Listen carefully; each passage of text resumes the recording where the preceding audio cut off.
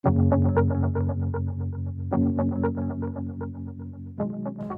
friends, yesterday we started talking about parables, and I told you that today we would talk a little bit more about what parables are all about. So that's what we're going to do.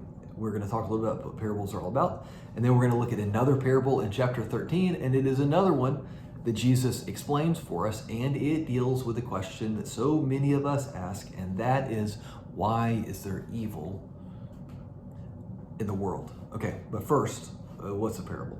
So parable is a word that it literally means to lay alongside. So what a parable is it is a story that comes alongside some kind of deep truth so that you can see that truth more clearly. So Jesus knows things about the world that he wants people to know about the world as well. But rather than just like laying it out there and saying, hey, you should know this about the world, he tells these stories that help people to get it and feel it at a deeper level, help people to remember it, and also get people drawn in and engaged in a way that requires them to think. And I love that about the way that Jesus teaches. Okay, think about this. You got a kid who lies all the time, right? Hey, what do you want the kid to know? You want the kid to know what you know, and that is that, look, kid, if you lie all the time, there's going to come a time where you tell the truth, and people are going to think that you're lying, and that is not going to go well for you. Maybe you just say it that directly to them, but they're not going to get it. So what do? Well, alongside that truth about how lying will end up like hurting you as well as others, alongside that truth, what do? You lay the story of the boy who cried wolf, right? You lay that story beside that truth so that hopefully that kid will get it at a deeper level. Hopefully they'll remember it, and it requires them to engage their brain a bit. So that is what Jesus is doing with parables. Check out this parable, chapter 13, verse 24. He put another parable before them. Picture that, laying this parable before them, laying it beside this deep truth. The kingdom of heaven may be compared to a man who sowed good seed in the field. So like the reality of the reign of God that is happening right now, like the kingdom of God. It's like this person who sowed good seed in a field. So you got good seed in a field. But while his men were sleeping, his enemy, so maybe this is a neighbor farmer, okay? His enemy came and sowed weeds among the wheat and went away. This person sows some seeds to grow wheat. This person comes in and sows some seeds to grow weeds. So when the plants came up and bore grain, then the weeds also appeared. And the servants of the master of the house came and said to him, Master, did you not sow good seed in your field? How then does it have weeds? So you see, immediately what they say to him is did you mess up here, Master? Did you sow the wrong seeds? We know you're responsible for the good stuff, but are you responsible for this bad stuff also? He said to them, an enemy's done this. I didn't do it. Come on. Why would I put weeds in my field of wheat? No. An enemy has snuck in and done this. So the servant said to him, then do you want us to go out and gather them? We don't know if they're talking about them, the weeds or the wheat, but do you want us to go out and gather? Probably do you want us to go out and like pull the weeds? He said, no, lest in gathering the weeds, you root up the wheat along with them. You see, what the master knows is that if they go out, they were talking about the weeds specifically. If you go out and you pull up the weeds, it'll pull up the wheat.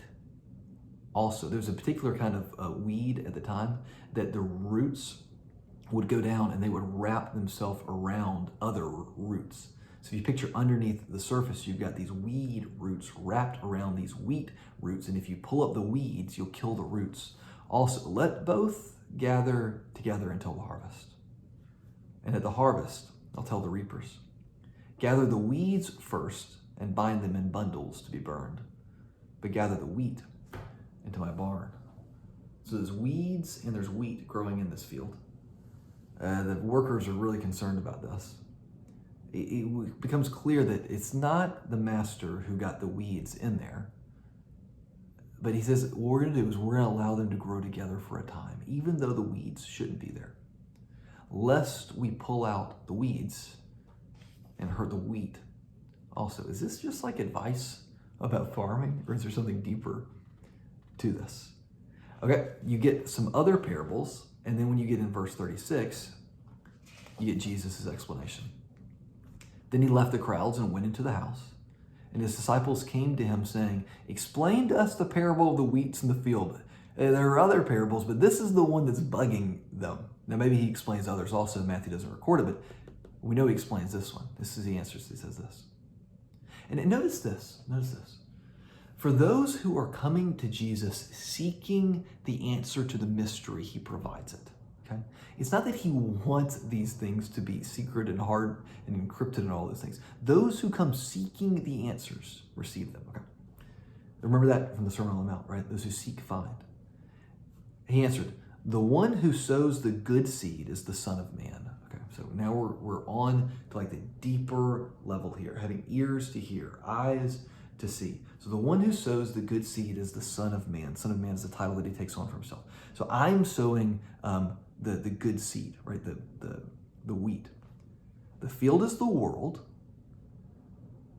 and the good seed is the sons of the kingdom. Okay, so the good seed, of course, is the sons and daughters, right? Son here is going to be gender neutral. It's be about people who are a part of the kingdom. Okay, the field is the world, and the good seed are the people who are a part of the kingdom, who are following in my way. The weeds are the sons of the evil one, and the enemy who sowed them is the devil. He says, all right, in this world, look. I am only seeking to do good things here. Okay? But there are spiritual forces that are working for evil, wickedness, and they've come in and sown some things also. So you've got people that are good and that are bearing good fruit. And you've got people who've been co-opted by the evil one, and they're bearing bad fruit in the world.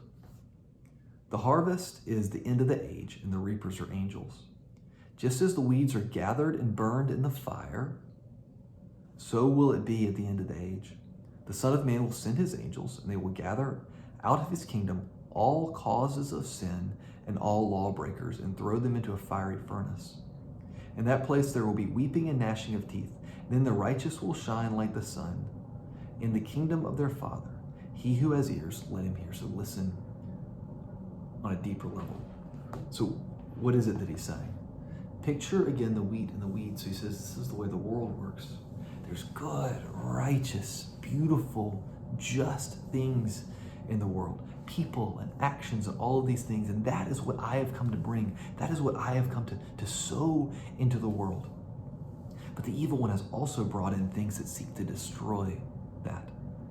And it has co-opted people for those purposes. But what he says is, remember what the master said. I know that what you want is for us to pull out the evil immediately. But for the time being, we're going to allow the two to coexist. Lest in some way we don't understand, lest in rooting out the evil, that it harms the good also. So for now, we will allow these things to coexist. But know this. Know that in the end, all will be harvested. And the wheat and the weeds will be separated.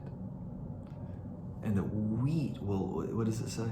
They'll shine like the sun in the kingdom of their Father. Be cared for. And the weeds, that's the causes of sin and the lawbreakers, be thrown into the fiery furnace. Sounds so harsh, and it is. And we could talk all kinds of talk about salvation and all those things, but do notice this. What does a furnace do? Well, a furnace burns up those things that can be burned up. A furnace destroys, but a furnace also purifies. A silver that's put through the furnace, what it does is it burns the impurities out and leaves the good, pure silver still there. So this doesn't necessarily mean like eternal damnation here.